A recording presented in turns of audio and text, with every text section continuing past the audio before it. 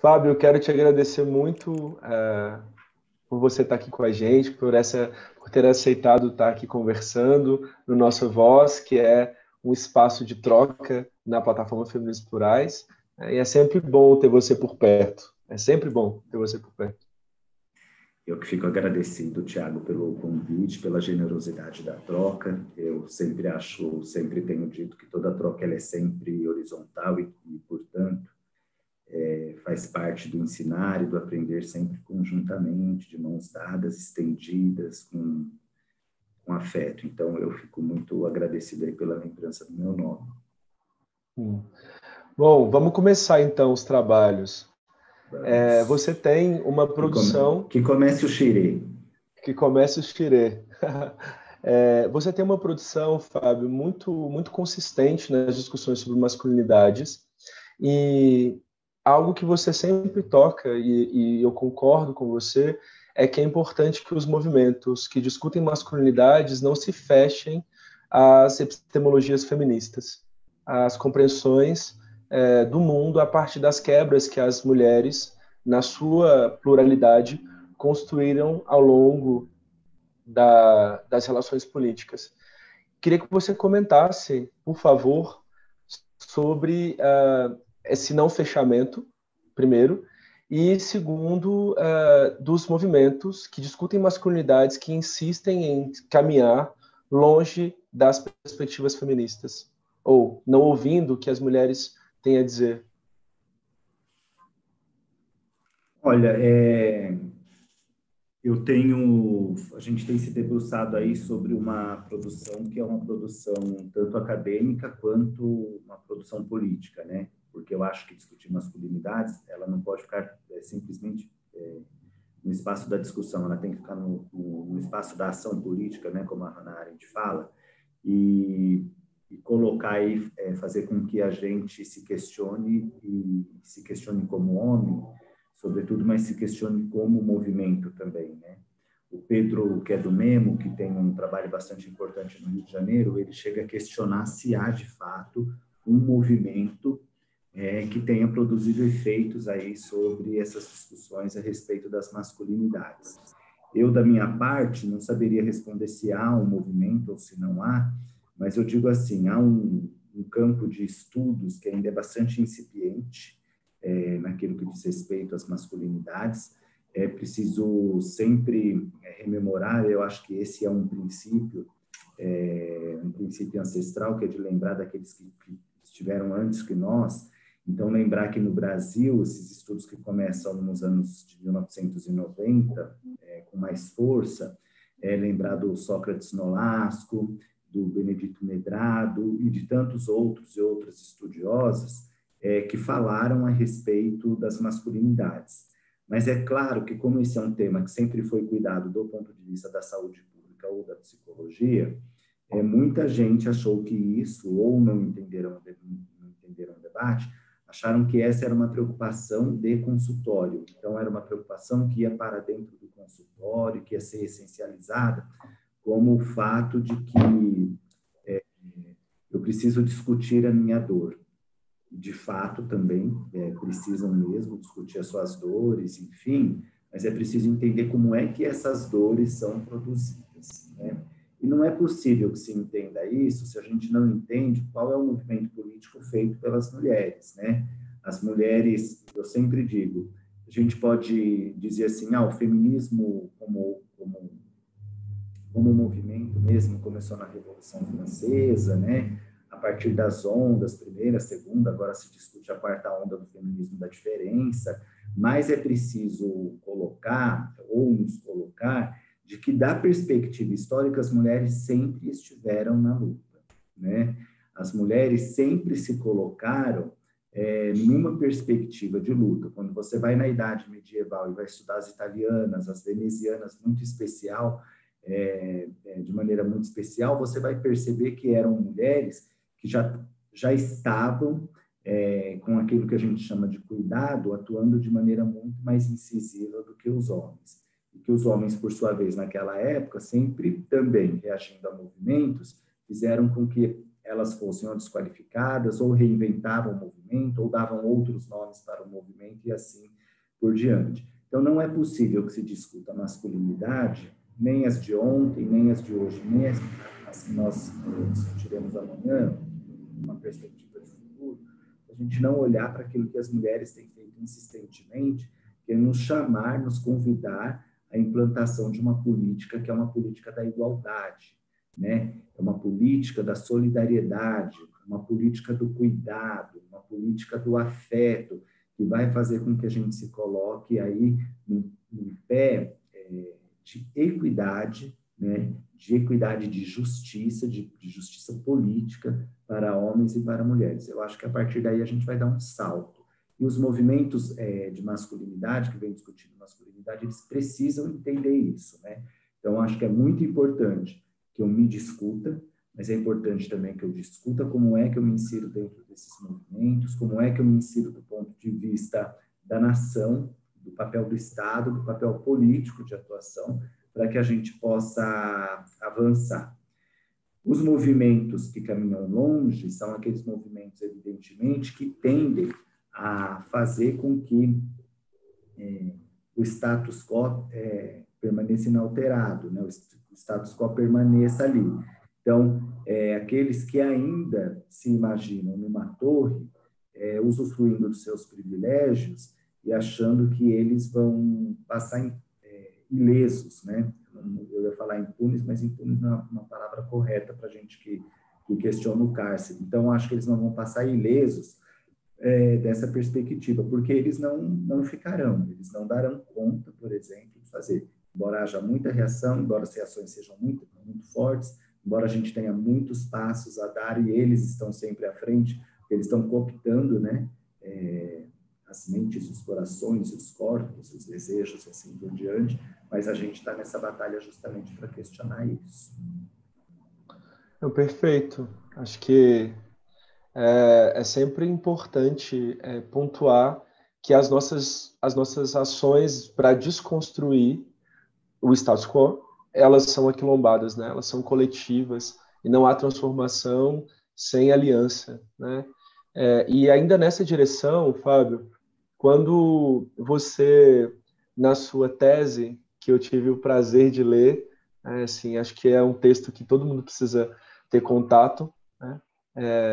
Obrigado. Você, na sua tese, coloca em xeque a naturalização da violência. Eu me remeto muito à normatização e à adequação entre masculinidade e violência, que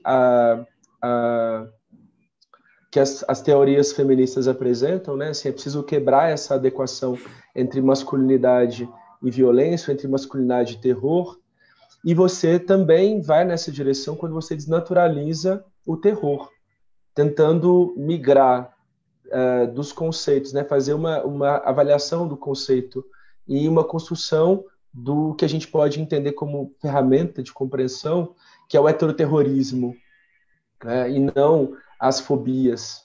Queria que você pudesse comentar dessa construção do conceito de heteroterrorismo e o que você, ao tecer esse conceito, do que você pretende se distanciar.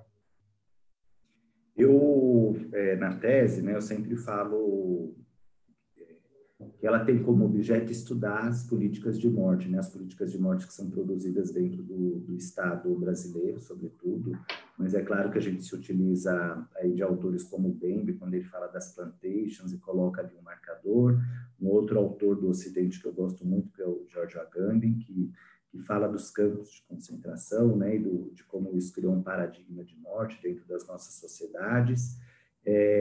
Eu falo dessa gestão e da normatização da escassez com que a gente vai trabalhando dentro do nosso Estado, né?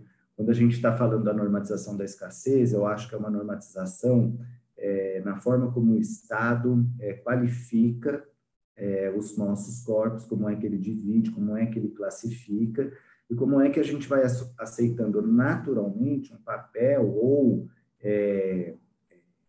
foi nos retirando direitos, né? Foi nos retirando a cidadania que nos é tão cara hoje que a gente tem brigado. Na tese, muito especificamente, eu falo de heteroterrorismo. O heteroterrorismo não é um conceito criado por mim, ele é um conceito criado pela professora Berenice Bento, assim como quando a gente fala da Coniel, que não fala especificamente do heteroterrorismo, mas fala do terrorismo de gênero, né? Mas eu imagino, sem nenhum tipo de pretensão, sem nenhum tipo de arrogância, falando muito humildemente mesmo, me colocando nesse lugar, eu acho que é preciso dar um salto nesses conceitos. Não dá para entender a questão do heteroterrorismo somente a concepção binária do corpo masculino ou feminino e de como os homens se colocam como um padrão universal. Isso a gente já está sabendo, isso a gente já está discutindo. Mas eu gosto da Haute Curiel justamente por isso. Quando ela vai falar de uma nação heterossexual, o que eu quero discutir é que, para além de tudo aquilo que a gente está fazendo do ponto de vista da sexualidade, da economia, da política, de as instituições que estão aí, o que a gente está fazendo é que há uma prevalência de um corpo sobre o outro, né? Assim se imaginou, assim nós fomos educados.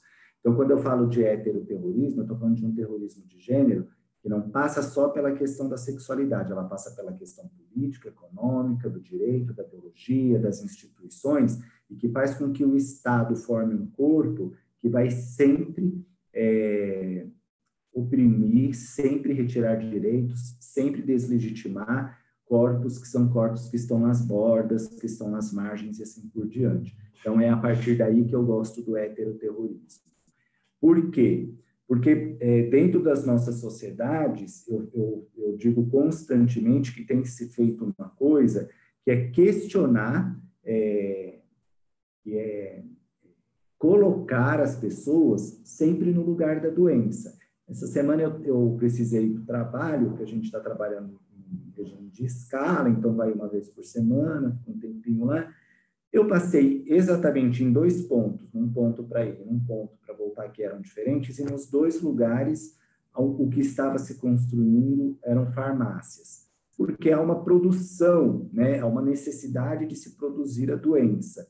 E essa produção da doença, ela não é uma coisa que se dá aleatoriamente, ela não se dá sem pensar.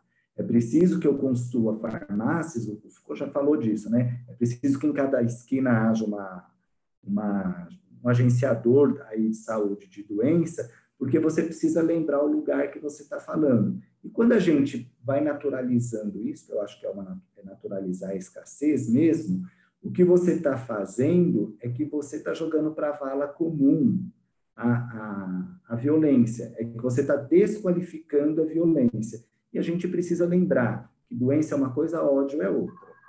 Né? Então, quando eu falo do heteroterrorismo, eu estou falando desse ódio que o Estado implanta como política que vai matando os nossos corpos, os nossos desejos, as nossas instituições, as nossas cidadanias e assim por diante. E daí eu falo, nós não podemos mais tolerar isso, nós não podemos mais suportar que uma pessoa questione o nosso direito de existência, porque se quando alguém questiona a minha legitimidade em relação à minha cidadania, o que ela está fazendo é questionando exatamente o meu direito de existir dentro das nossas sociedades.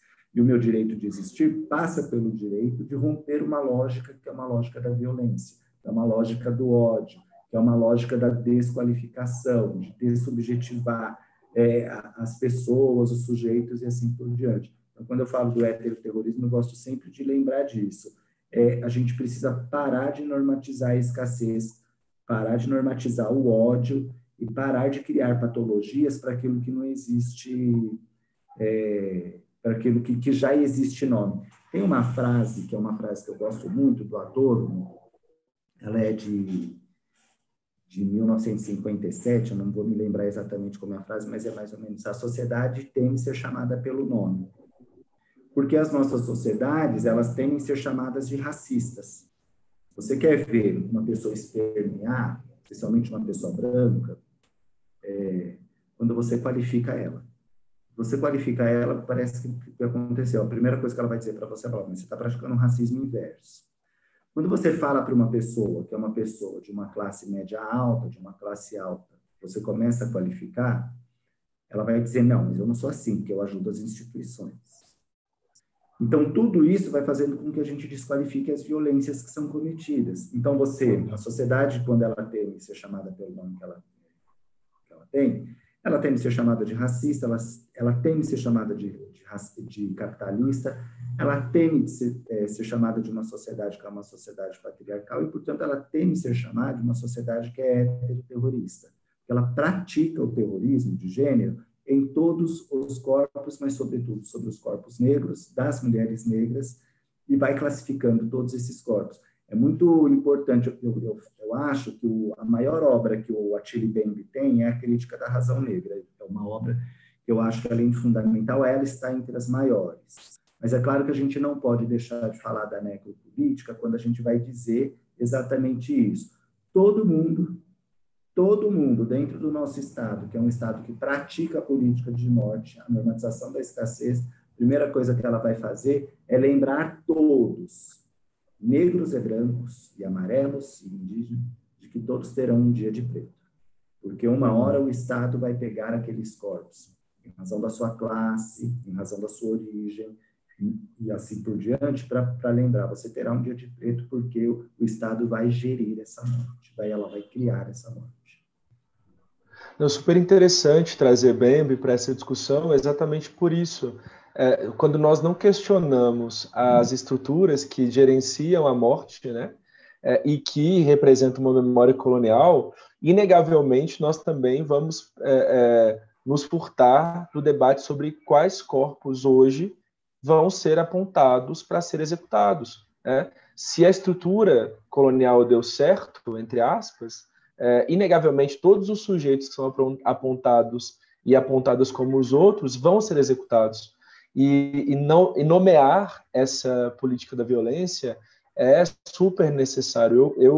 Enfim, fico aqui pensando, Fábio, como a tentativa de criar cortina de fumaça ela é sofisticada nas discussões sobre racialização, sobre terrorismo. É como se nós não quiséssemos, é como se as pessoas não quisessem se comprometer, né? Então, dizer que não existe a violência é uma forma muito tacanha de dizer, bom, então não preciso me comprometer com rotas anti as violências que são estruturais. E ainda nessa discussão, nós aprendemos assim com as feministas negras que a interseccionalidade ela é uma ferramenta analítica e uma ferramenta de interpretação e de mudança das políticas públicas muito importante. E contra o binarismo, né, essa ideia de que o mundo só pode ser pensado dessa ou daquela forma, a interseccionalidade ela vai nos apresentar eixos que são multifacetados de transformação. Da mesma forma que eles são multifacetados na opressão e na violência, eles também são multifacetados nas agências de transformação.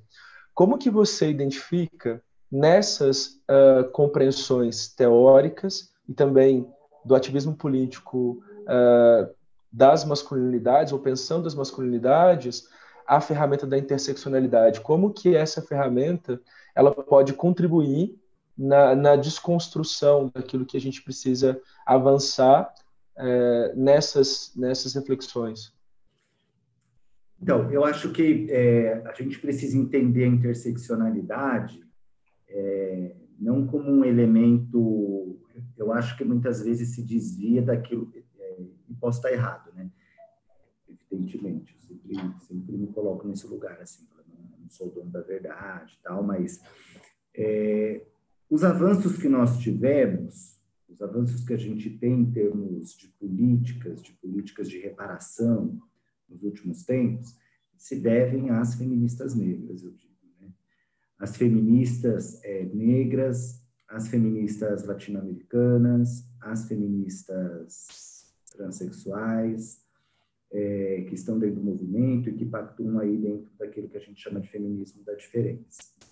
É preciso entender que, muito mais do que uma referência teórica, esses feminismos, que não se pretendem universais, porque eles se questionam e se colocam no lugar de pensar outras possibilidades de sociedade, de futuro e tudo mais, eu acho que a gente precisa entender isso como uma ferramenta metodológica.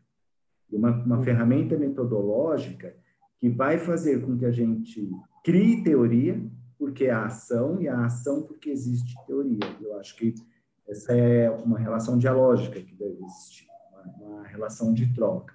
Então, a interseccionalidade, quando eu penso nela, eu penso como um método de vida, né? Eu não penso simplesmente como uma questão teórica, porque, como a gente disse no começo aqui dessa entrevista, a gente precisa entender essa relação que faz com que a gente esteja sempre aprendendo e ensinando e assim por diante, mas que a gente esteja muito mais aprendendo e ensinando dentro de uma ação política, de uma ação militante, de uma ação que seja insurgente em todas as suas faces. E eu acho que é isso que vai fazer com que a gente aprenda com elas. O maior exemplo que a gente tem são as eleições. Por quê? As eleições atuais no Brasil, quando acabou lá o primeiro turno, na maioria das cidades, os jornais falavam o seguinte: ai, nossa, porque agora se elegeu não sei quantas pessoas trans, porque agora se elegeu não sei quantas pessoas negras, porque agora se elegeu em São Paulo, a primeira vereadora mais votada é uma mulher negra trans, e daí todo mundo comemorou. Mas o que precisa se comemorar junto com isso é o sucesso e o reconhecimento da militância do movimento feminista negro, de mulheres, de feminismo, das diferenças, mulheres transexuais, as mulheres latino-americanas, porque é disso que se trata. E daí tem uma outra coisa que eu digo. Agora, este avanço ele precisa ser observado. Por quê? Porque a Érica Hilton estará na Câmara, assim como a Érica Malunguinho está na Assembleia Legislativa, no meio de cordeiros, no meio de lobos. Não há no meio de cordeiros, não, né? No meio de lobos, não há cordeiros ali. E é preciso, então, que a gente, em torno do comum, pactue uma política, uma aliança, para que elas não estejam sozinhas. Não se trata mais agora de quem votou ou de quem não votou. Se trata de que agora ela está lá e a gente precisa manter. E a gente só faz isso com laços de reconhecimento das nossas trajetórias. Ontem eu estou falando com a Djamila, fiz um comentário que é o seguinte: olha, quem não bate palma para mim não dança no meu Chile. Então, é o seguinte: a pessoa precisa exatamente fazer o quê? A gente precisa exatamente fazer o quê? Entrar nesse xirê aí que está proposto pela Érica Hilton, pela Malonguinho, pelas tantas mulheres do Norte e Nordeste que foram eleitas, e fazer com que, de fato, como metodologia, essa ferramenta da interseccionalidade seja colocada na política de fato. Perfeito. Acho que a gente precisa pensar como as alianças são importantes, né? Que a gente e também a gente promova essas alianças com os nossos e as nossas, né? Que a gente se encontre nas diferenças. Eu lembro da Bell Hooks, sempre, Fábio, quando a Bell Hooks diz que a gente precisa se encontrar na margem, né? Que a margem é um lugar onde a gente precisa se observar e perceber que nós estamos ali pelos mesmos agentes, né? Embora nós estejamos da parte das nossas diferenças, existe o mesmo agente que lança os nossos corpos à margem, e ali a gente precisa se organizar contra, de fato, quem são os nossos reais inimigos. E eu acho que é disso que se trata, né? E para a gente caminhar para o... Por favor. Só fazer um comentário. Eu gosto muito da Bell Hooks, né? Acho que ela é a nossa referência, junto com a Patrícia Hill Collins, com tantas outras pensadoras no Brasil, a Juliana Borges, a Carla Cotirene, a grandiosa Djamila, Carla Garcia, são grandes feministas.